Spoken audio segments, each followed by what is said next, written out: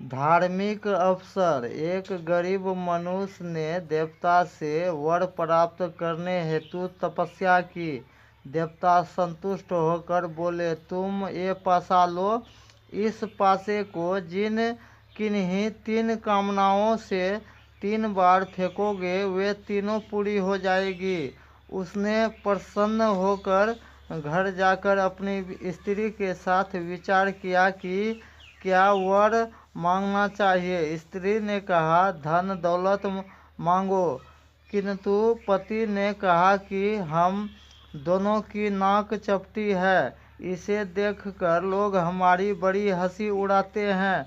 अतः प्रथम बार पासा फेंककर सुंदर नाक की प्रार्थना करनी चाहिए। किंतु स्त्री का मत वैसा नहीं था। दोनों में खूब तर्क वितर्क हुआ। अतः अंत में पति ने क्रोध में आकर यह कहकर पासा फेंक दिया कि हमें सुंदर नाक मिले, सुंदर नाक मिले, सुंदर नाक मिले। आश्चर्य! जैसे ही उसने पासा फेंका वैसे ही उसके शरीर में 3 सुंदर नाकें उत्पन्न हो गई। तब उसने महसूस किया कि यह तो विपत्ति आ पड़ी।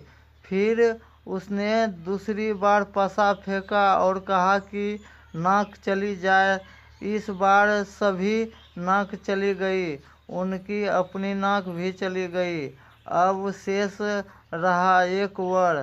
तब उन्होंने सोचा कि यदि इस बार पासा फेंककर चपटी नाक के बदले में सुंदर नाक प्राप्त करेंगे तो लोग अवश्य ही चपटी नाक के स्थान पर अच्छी नाक देखकर उसके बारे में पूछताछ करेंगे। फिर तो हमें सभी बातें बतानी पड़ेगी। तब वे हमें मूर्ख समझकर हमारी और भी हंसी उड़ाएंगे और कहेंगे कि यह लोग ऐसे 3 वरों को प्राप्त करके भी अपनी अवस्था में उन्नति नहीं कर सके। यह सोचकर उन्होंने पासा फेंककर अपनी पुरानी चपटी नाक ही मांग ली। ठीक ही कहा जाता है कि समझ बूझ कर काम न करने वाले लोग अवसरों को अपने हाथ से यूं ही गंवा देते हैं।